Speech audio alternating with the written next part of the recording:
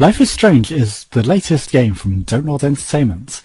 It's an episodic game based over 5 episodes where the whole game is based around the interactions between Chloe and Max as they reunite after years of separation. You play as Max, who is a socially awkward person, or maybe not, depending on how you play her, but that is how she's kind of portrayed. And you can interact with everyone or flash through life, as is easy to do in life, completely pass everyone by and just go straight to the focus, straight to the end. By doing that though, you might miss the important things in the game and in life, like beautiful sceneries and good picture opportunities, which is very much ideal for your main character because she's studying a photographic course and wants to take the best pictures to be able to win the award for her teacher, who, initially, you get the question wrong with. Now, did I mention that you have the ability to rewind time? Yeah, this kind of comes pretty much near the start when you see your best friend get shot. And things rewind back to the start and aren't quite as they seem. So, when you interact with people, you can remember what has just happened and rewind in the very, very short term. So you can change the results of interactions and make things as you desire. Bear in mind though that maybe the most obvious solution isn't the correct one, because sometimes when people are hostile towards you, they might have calmed down later, and things do have long-reaching consequences beyond just the first episode. So rather than it being a self-contained episode, your consequences will have future actions, so people will interact with you differently. For example, if you be an arsehole to absolutely everyone, don't expect them to be nice to you or do for any favours for you. And if you blast past vital interactions, you might end up with less than ideal situations around the school. So do bear that in mind when you're playing ahead. Now, if you want to go and experiment, that is definitely encouraged, because with 6 weeks between each episode, you get plenty of time to play through the episode and even replay it and change things to how you think you would like in advance of the next episode. And I can pretty much guarantee that things are going to be different depending on how you go, because, for example, if you stay hidden in the closets, then Chloe will end up with a big bruise on her face, but that will stay for numerous episodes. If you don't water your plant in your room, perhaps that will die off, and yeah, that might not be the most necessary consequence, but perhaps it has an effect on your mood, because there do seem to be things that revolve around the moods, which I'm not going to spoil, but I mean, I'm sure you can pick up some plots on your own. I haven't been told these plots, so these are just my suppositions based on playing through episode 1. But there does seem to be quite a...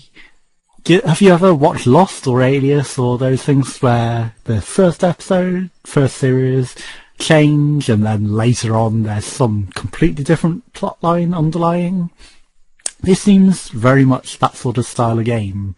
A dream within a dream, as gets quoted. And there were some initial problems with graphics and stuttering in time that have been quickly fixed by the devs who have been watching the Let's Plays and reviews. And I had one very unusual instance of the tie-dye security guards. I don't know how that happens, because everything in the game is hand-drawn, and I guess changing to lower resolutions changes them in such unexpected ways that it distorted the colour so tremendously and hilariously. But things will all be fixed by the time you buy the game, so expect it to run perfectly smoothly and without stutters and without any sort of graphical glitches, because everything has been done with a few updates, and especially for the future episodes these should remain. I do have the odd occasion where I seem to be able to freeze time, and I don't know if this is going to be some sort of feature in the future or if I somehow bug the game out, which I wouldn't be surprised because I do have a tendency to break games. But it wouldn't be surprising if you could freeze time and perhaps move at some points, because there is very much a time travel theme amongst the game.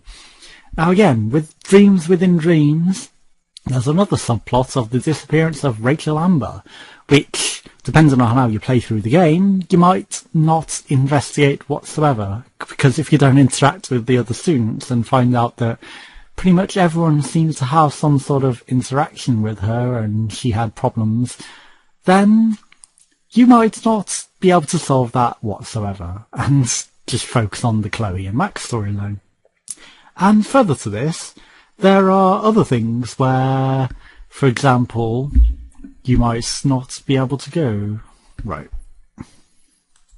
Some events are completely time related that you might miss entirely, and there are others where, because of your ability to retain your items and the information, you seem to, if you've rewound time, retain information that you perhaps might not want to keep. So bear that in mind when you're snooping around. And also that things possibly are better left unknown. There was one instance where there's the choice between taking a photo of the security guard or helping the friend out, and I chose to take the photo of the security guard and then help the friend out. That's one issue where I think maybe they didn't think that you should retain the ability to keep your item, because I should have the photo and remember the knowledge, but I guess it wants it to be a hard choice of either or not. You did both, and now you have the photographic evidence and you help save your friends. Now, that is another thing about this game. There is a lot of social interaction and very different subsets of people, so there's quite a lot of representation. There's the jocks who really don't care about things and just get on with life and have the money and don't care. Then there's the really, really rich person who's selling drugs, it would appear, and quite psychologically messed up and wants to be the ringleader and all this other stuff. And the Vortex Club, which is, again, there's a very Vortex theme about the game. Your rewind time mechanic is a vortex, which you may not have picked up on. There's the tornado at the beginning of the game. Again, a huge vortex, a supercell tornado nonetheless. The Tornado Vortex Club, not Tornado Club, Vortex Club. And hidden things around the scenery. For example, if you explore photos and things, you'll notice that there's special messages, Easter eggs, like there's "Don't be a social media zombie," which particularly tickled me because I'm one of the people that stands up for that and is like, why share absolutely everything that you have no knowledge of and just basically put no research into, and is basically lies and manipulation that you're spreading. And even then, you know, have your own brain, don't just share everything because you have to. And other parts where there seem to be hints about tornadoes that don't appear to be tornadoes, because it appears more to be mathematical symbols and doesn't represent wind to me, but according to Max in her brain it does, so that seems to be some sort of big hint there.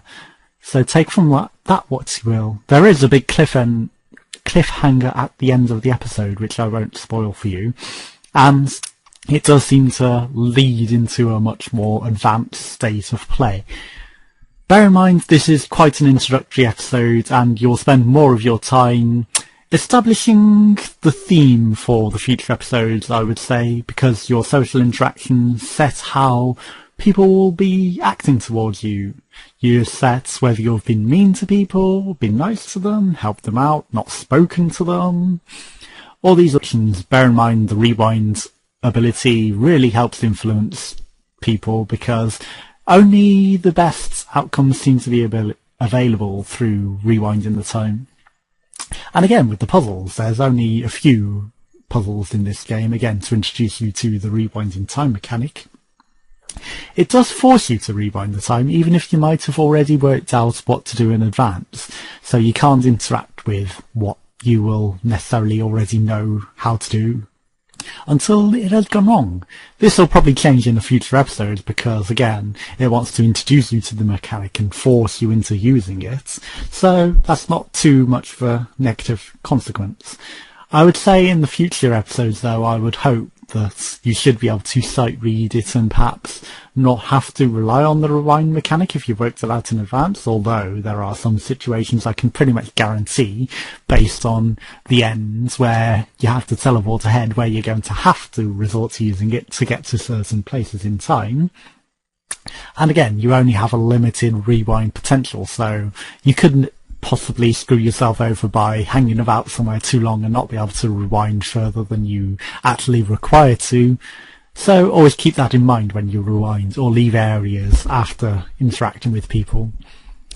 All in all, it's a very fun game, and I would definitely recommend the purchase, especially if you plan to change things yourselves. You get shown how people interact through the game at the end with their consequences and their choices, and perhaps this is influential if you buy, say, episode 2 without having played episode 1. Maybe it relies on the information, or maybe it just randomly sets you predefined things for how people will react if you haven't played episode 1, or maybe you just have to have bought episode 1 to be able to play any future episodes.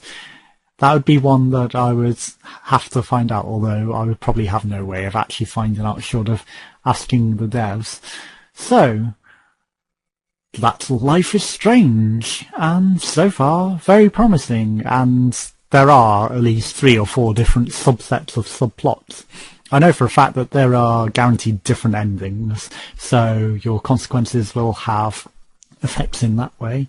I don't know so far whether it will result in you going into completely different areas depending on what outcomes you've chosen. For example, if you've been social, will you end up going to the Vortex Club meeting, or will you perhaps not be invited, or, just avoid it out of your own choice entirely, and that be a whole episode where you're somewhere else? It's hard to say. I mean, I know that would be a lot of work to program, but that would be something interesting for the future of episodic games.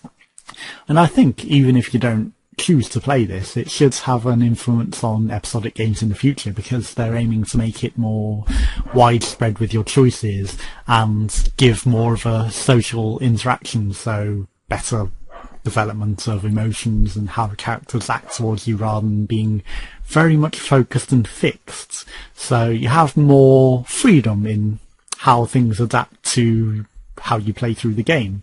So I think most people probably play through nice and kind, so if you want to see something truly different, then perhaps play truly as evilly as possible, or just rush through entirely, although I expect there's quite a few people who will rush through and miss the subtle things in life. And I like the particular Easter egg where it points out that everything was hand-drawn through subtlety, through the artwork in the garden. It's like me and Chloe did this when we were children. No one will notice it now, so no one probably notices that everything in the game is hand-drawn and hand-shaded, although I kind of ruined that by turning the things down so that I can set a free recording without any potential graphical issues. These have probably been fixed now, but obviously I still prefer to err on the side of caution, so that's another reason to buy the game if you want to see it in all its splendid glory. Definitely a purchase, and for £4 you might as well at least buy one episode, give it a go, see what you like, see if you enjoy it. Thank you for watching, goodbye.